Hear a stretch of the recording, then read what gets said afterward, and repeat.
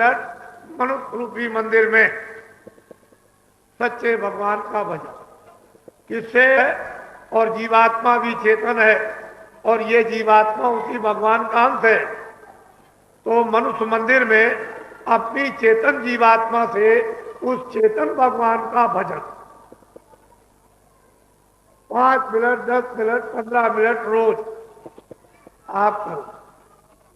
तुम अगर इनकार करोगे कि मैं भजन और इबादत और मैं पाठ और प्रार्थना नहीं करूंगा तो आपने अभी कष्ट नहीं देखे, बीमारी नहीं देखी, महामारी नहीं देखी, अकाल सूखा आपने और भुखमरी नहीं देखी, लोगों का ब्राह्मण ब्राह्मण क्षत्रिय क्षत्रिय हरिजन हरिजन और मुसलमान मुसलमान और ईसाई ईसाई और सिख सिख और छोटे और बड़े और पढ़े लिखे और अनपढ़, अभी आपने ये लड़ना भिड़ना नहीं देखा।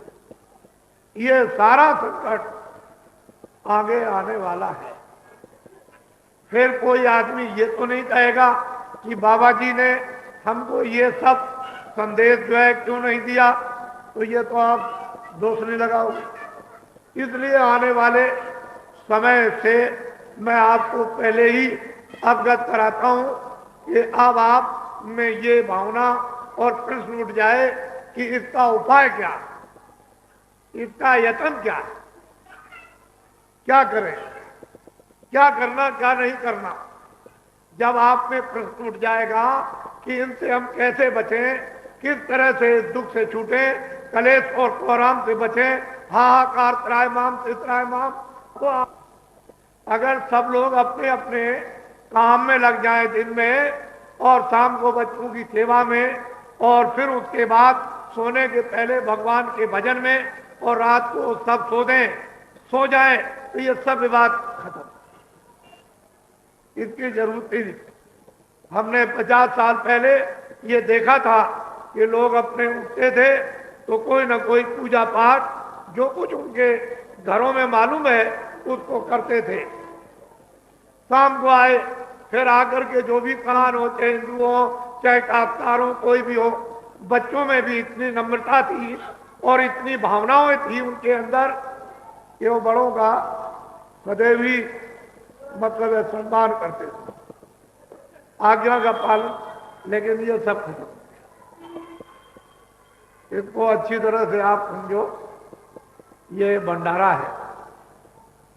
आज ये पुनीत दिन है। मैं आज तो नहीं कुछ कहना चाहता हूं, लेकिन इसी पर आपको जोड़ दूंगा कि आप चलते चलाते कुछ अपने लिए भी अच्छा होगा कि जमा कर लें, जो आप की हिफाजत संभाल इस जीवात्मा की जब चलते वक्त शरीर छोड़ो तो हो जाए फिर खड्डे में। इतने लंबे चौड़े जेल खानों में 4 खाने 84 लक्ष्यों योनियों में और नरकों में न जाए तो कम से कम थोड़ा बहुत समझ बूझ कर जो तुमने किया है वो तो कर लिया, अब उससे मुख मोड़ लो कि अब हमने जो किया वो तो कर लिया, हमको कुछ नहीं मिला, बदनामी मिली, हमारा लोकाचार भ्रष्ट हुआ, हमारा समाज भ्रष्ट हुआ, हम भ्रष्ट हो गए, हमारे बाल बच्चे भ्रष्ट हो गए और हम भी दुखी हो गए और समाज भी दुखी हो गया और राष्ट्र भी दुखी हो गया और समुदाय भी दुखी हो गया। तो अब तो कम से कम मुंह मोड़ लो और उस बुरे काम से हार मान लो। आप कुछ अपनी शक्ति का जो और अच्छे काम में दिखा दो। अरे भाई, तुम तो एक अच्छे काम के लिए आए थे। मनुष्य शरीर ये मिला था अच्छे काम के लिए, बुरे काम के लिए नहीं। ये जिस्म दिया गया था ये नेक काम के लिए, बद कामों के लिए नहीं।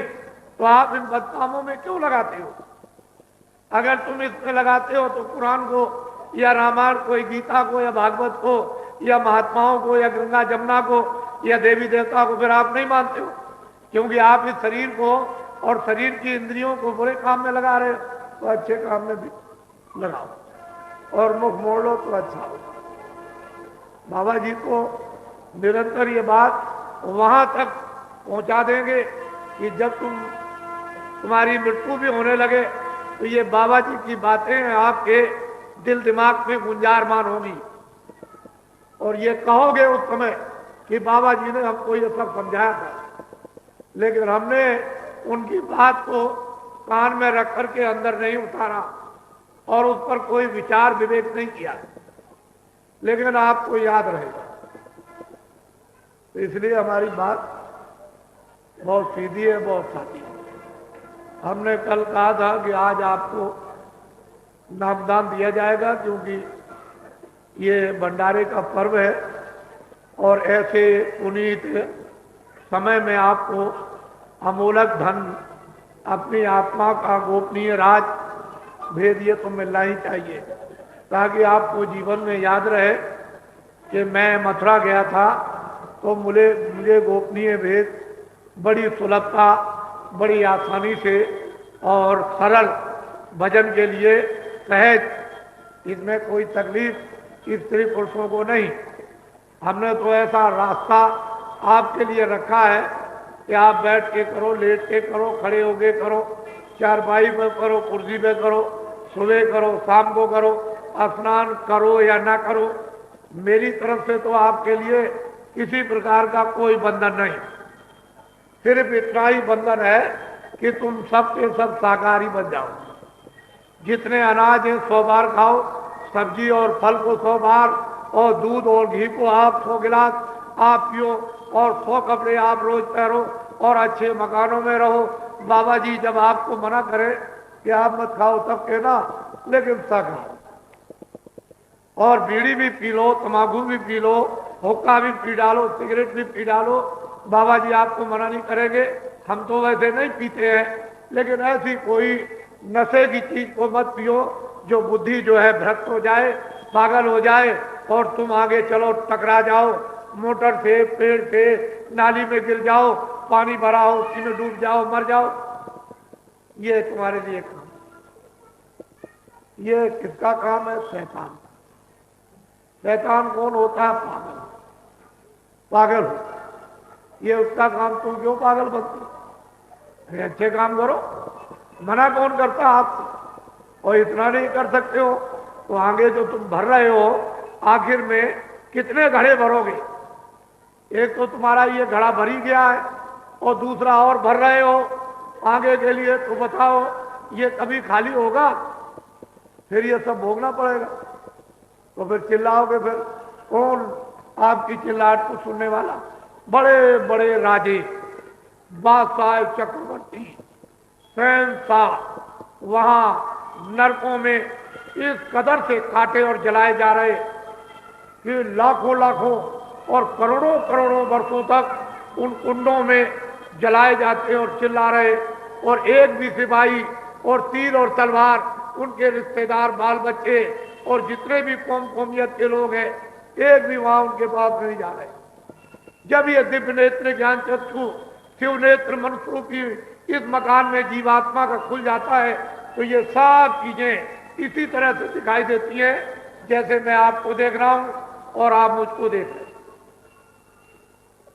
सब की सब इस तरह से कि महात्माओं ने क्या बताया, 4 खाने क्या है, 84 लक्ष्योनियां क्या है, और ये तमाम अनेक प्रकार के जो नरक हैं वो क्या चीज है, उन नरकों में क्या होता है, और किस तरह से जीवात्माएं उन नरकों में ले जाई जाती हैं, और किन किन कामों से पहुंचाई जाती, और क्या क्या इनको भांत भांत की सजा इन्हें दी जाती है, ये बिना ज्ञान दृष्टि के कोई पाता नहीं।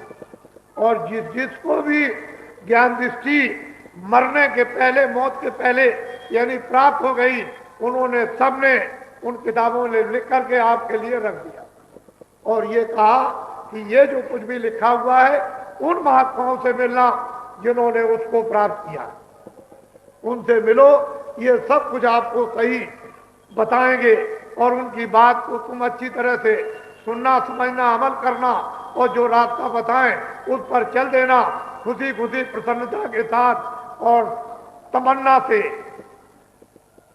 और निकल कर तुम भी उसको देखो। तो आपको तो ये कुछ मालूम नहीं, और यहां वैसे डडोरा पीते हैं बेमतलब। यानी पत्थर से पत्थर को टकरा रहे हो। इस शरीर को पत्थर बना दिया और पत्थर से टकरा रहे हो, मिलने वाला क्या? कुछ नहीं। अरे भाई ऐसा समझ बूझ करके करो। 5 तत्वों का ये शरीर है, जल पृथ्वी अग्नि वायु आकाश। तो आप इन तत्वों की जो कमी हो उसको तो आप पूरा कर लो, कौन मना करता है?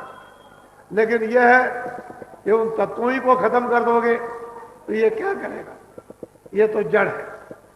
जीवात्मा की चेतनता से चेतन हो रहा, आंख चल रही, कान सुन रहे, वाणी बोल रही है, हाथ पैर इधर हिल रहे, लेकिन जब जीवात्मा निकाल दी जाए तो ये क्या है?